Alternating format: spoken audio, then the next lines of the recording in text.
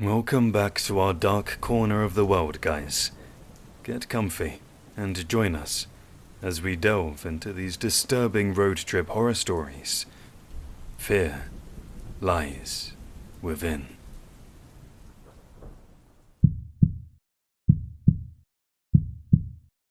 This happened just over 2 months ago, while I was driving back home from a weekend getaway, where I met up with a group of friends I'd made at uni. I live in the UK, and I won't say exactly where, but it was a long solo drive from the Midlands down to the southwest. I'd left later than planned, convinced I could just power through. You know, when you think it'll be better to leave it until late because the roads will be empty the later it is. I had my music on low, driving along with that false confidence that comes from being alone in a car at night. By the time this happened, it was nearing 10:30 p.m. The motorway had thinned out, and eventually my GPS took me off into country roads. Proper ones. Those routes where the roads are so narrow, if there's an oncoming vehicle, someone's backing up. Those routes where there's no streetlights, no houses, just hedgerows swallowing the road, and occasional reflective signs flashing back at me like eyes. And that's when I realized I needed to stop. I could feel it. My eyes were heavy and I was struggling to stay focused. I wasn't falling asleep at the wheel, but I was tired enough that ignoring it wasn't an option. I figured I'd find a petrol station or a lay-by, but mile after mile there was nothing. No services, no villages, just darkness and those winding lanes that make you slow down, whether you want to or not. Then, out of nowhere, my headlights hit a sign. I'd come up to a country pub. At the time, the pub itself looked completely shut. Lights off, empty lot, but the car park was massive. I hesitated for a few seconds, debating just carrying on, but the lot was open. It was right there, and I was tired, so I turned in.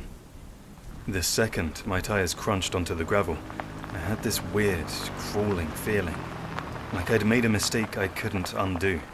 But I was tired, and it was completely empty. I parked near the edge of the lot, not right up by the building. Engine still running, headlights on. I'd popped the handbrake on and grabbed my phone, and that's when everything happened. I'd been there maybe 30 seconds. I hadn't even unbuckled my seatbelt at the time, and as I sat there, out of the corner of my eye, I saw movement. At first, I thought it was just my imagination. Shadows, trees, whatever. But then I turned my head slightly, and that's when I saw it. A figure approaching the passenger side of my car. A man. He was coming from the far side of the car park, from an area that was pitch black. I hadn't seen him when I pulled in. He hadn't been standing around. He just appeared. And I always think back, I don't even know where the hell he could have come from. He was walking straight towards my car. Fast. Not running, but not casual either. That awkward, jerky speed where you can tell someone is in a hurry, but trying not to look like it. I'll be honest, the way he was walking, his movement, it instantly made my stomach drop. There was something about it, the way he moved. His head was tilted slightly forward, shoulders tense, arms stiff at his sides. He wasn't waving, wasn't calling out. Just locked onto my car. My first thought was, what the hell is someone doing out here at this time, in a closed, deserted car park? I told myself he probably just wanted help, directions or something. Maybe his car had broken down, anything I could think of, but my body didn't believe that. Before I could even decide what to do, he was at the passenger side window, knocking on the glass. Not a polite tap. A sharp, urgent knock. Twice I jumped. Actually jumped in my seat looking at his face properly, and my heart started pounding so hard I could hear it. His eyes were wide, too wide. And he was smiling, but not in a friendly way. More like his face was trying to remember how smiling worked. He leaned down and knocked again, gesturing for me to open the door. I should have driven off right then. I know that now, but when you're startled, your brain lags behind your instincts. I didn't want to escalate things. I didn't want to seem rude or panicked. So in the moment, I decided to open the window ajar. Looking back, it was the dumbest thing possible. I reached for the buttons on the side of my door to crack the passenger window. I only meant to drop it a couple of inches, but the switch is temperamental and sticks, and in that moment everything happened so fast. The window slid down way further than I intended, in one smooth, horrifying motion, and that's when the man shoved his entire arm through the gap. I froze. He leaned closer, his face inches from the glass, his arm inside my car like it belonged there, and then he said to me, "Please, I'm a good man, I swear, please."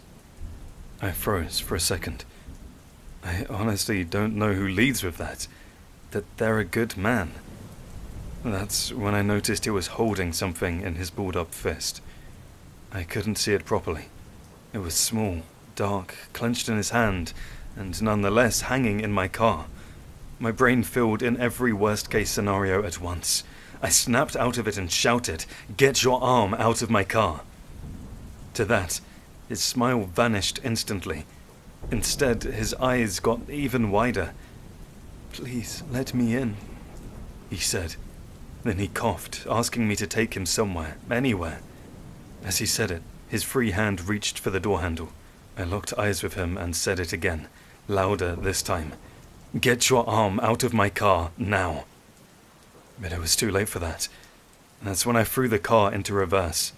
The tires spun slightly on the gravel, and the car lurched backward. The man didn't step away. He walked with the car, keeping pace, his arm still inside, his hand scrabbling for the door handle. His voice changed. "Let me in!" His shout caused my heart to beat against my ribs. I couldn't move the car fast enough. He started hitting the door with his fist, hard, over and over. The sound was dull and sickening. I was shaking so badly, I could barely keep the wheel straight. I slammed the car into drive and hit the accelerator. As the car surged forward, his arm finally slipped free of the window. But before I could even process that relief, I saw him lean forward and spit. It landed on the inside of the door and on the seat. I looked in the rearview mirror as I sped out of the lot, gravel spraying everywhere. He was standing there, watching me leave as he waved something in his hand. I don't know how long I drove after that. I don't remember the next few miles at all. I just know my heart didn't slow down for a long time. I kept checking the mirrors, convinced he'd somehow followed me. I didn't stop again. Not for anything. After that, I wasn't tired. That feeling of tired I'd felt completely gone. When I finally reached my destination, I sat in the car for a long time before getting out, just breathing and staring at the steering wheel. What messes with me most isn't what happened, it's how fast it happened. 30 seconds, that's all it took, and genuinely in a deserted location where no one should have been at that hour. Everyone I've told since it happened tells me I had a lucky escape, and are as baffled as me as to what he was doing out there. It's still fresh in my head, and I still remember his eyes, how wired they were. I can't help but think, what was he doing out there? Why was he waiting in the dark near a closed pub? What would have happened if the door had been unlocked, or if I'd hesitated for 1 second longer? I've never given a stranger a ride or picked anyone up, and after that experience, I never will. And after that night, I will never pull over into a random, deserted car park again. Whatever that man wanted from me, I'm certain of one thing. It wasn't help. Remember, guys, no matter where you are, anything can happen. So be alert to your surroundings. All it takes is 30 seconds.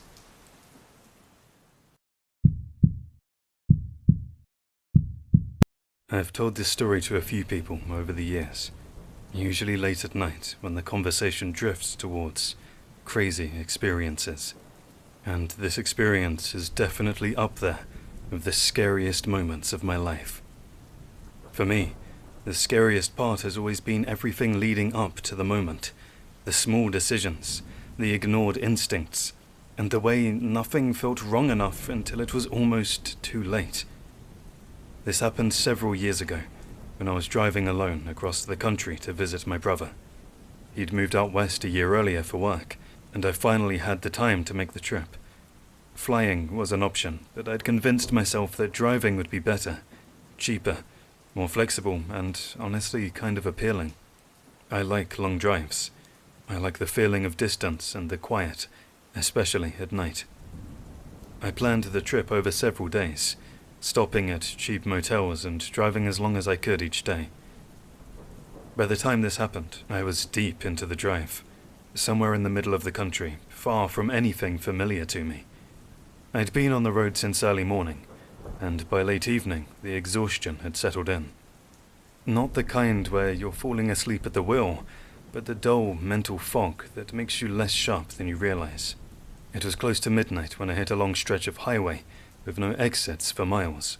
I needed to use the bathroom badly, and when I finally saw a sign for a rest stop, I pulled off without really thinking much of it. As I pulled in, I surveyed the rest stop. It looked old and underused. The parking lot was wide and mostly empty, with just a few scattered cars parked far apart. The lights overhead were dark and uneven. Some flickered slightly, leaving patches of shadows across the lot. It felt isolated in a way that was hard to explain. Not abandoned exactly, but forgotten. I sat in my car for a moment before getting out. The place was quiet. I remember telling myself to hurry up and that I just wanted to get back on the road so I could make good time the next day and see my brother sooner. I locked my car and walked towards the restroom building. Inside, the atmosphere shifted immediately. As you can imagine, being a rest stop bathroom, it wasn't the most hygienic. The fluorescent lights buzzed loudly, echoing off the floor tiles and walls. The air smelled faintly of disinfectant and damp concrete. There was no one else inside, and every sound I made seemed amplified. I went into a stall, and that's when I heard the door. It opened and closed suddenly, hard enough to echo through the entire bathroom. I paused, waiting for the sound of footsteps or someone moving toward the sinks, but nothing happened. At first, I assumed someone had come in and stepped right back out. But the silence stretched on in a way that made my chest tighten. When I finished and stepped out of the stall, I checked the entire bathroom. Every stool was empty. There was no one there. I remember standing there for a second longer than necessary, trying to rationalize it. Maybe the door hadn't latched. Maybe the wind caught it. Still, I left quickly to head back to my car. But when I stepped back outside, I saw him. He was standing next to my car. Close enough that opening the driver's door would have been impossible without him moving. I stopped instinctively, my heart jumping into my throat. I hadn't seen him when I arrived, and I hadn't heard footsteps in the parking lot. He turned towards me immediately, like he'd been watching the door. At a first glance, he didn't look threatening. He was an average-looking guy, late 30s or early 40s, thin build, wearing a hoodie and jeans. But there was something off about the way he stood. Too still. Too focused. He explained that his car had broken down a few miles up the road, and that he'd been waiting for hours, hoping someone would stop. He said his phone had died, and he didn't know what else to do. What struck me was how calm he seemed. No frustration, no anxiety, no worry. Just waiting.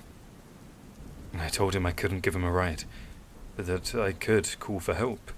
That felt like the safest option. He agreed, but asked if he could use my phone to call a friend instead of a tow company. I hesitated longer than I should have. Then I handed it to him. He turned slightly away while making the call, speaking quietly. The conversation was short. When he handed my phone back, he thanked me, and immediately asked if I could just drive him back to his car, since it was so close. I tried to decline again, I said I was tired and still had a long drive ahead of me, but he kept pressing the idea, insisting it would only take a few minutes. He wasn't aggressive, but there was a persistence to him that made it uncomfortable to keep saying no. And eventually, against my better judgment, I agreed. That's when I opened the door and he got in.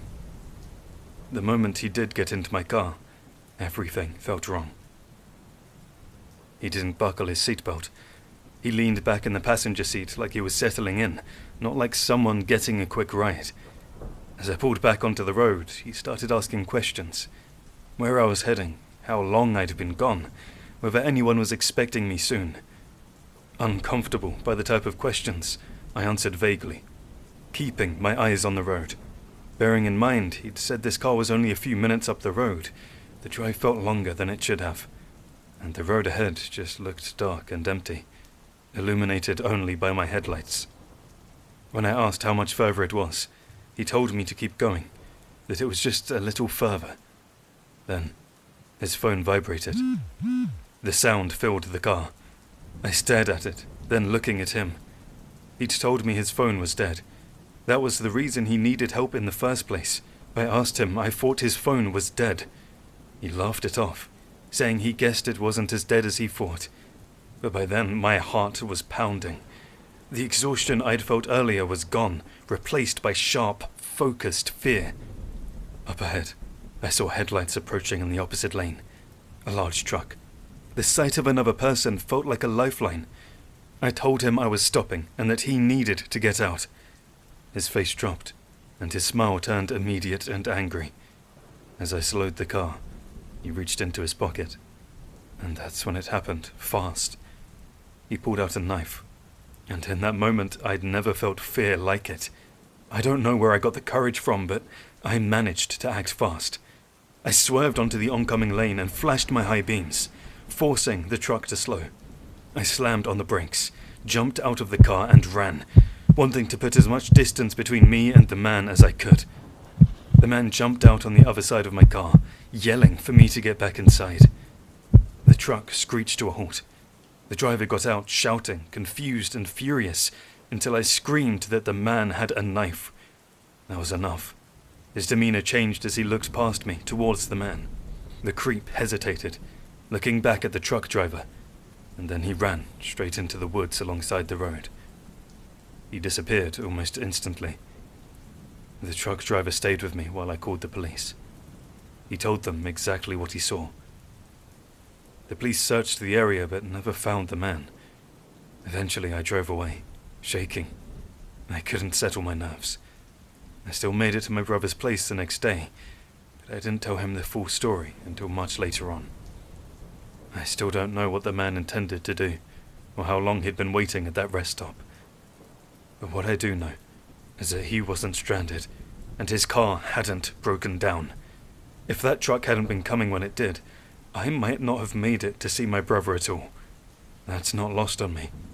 I don't stop at remote rest areas alone at night anymore, and I trust my instincts now, especially when they tell me something isn't right, even if I can't explain why. Because sometimes, the most dangerous situations don't feel dangerous at first. They feel quiet. Stay safe out there. Thanks for joining us, guys. We hope you enjoyed these stories for the road.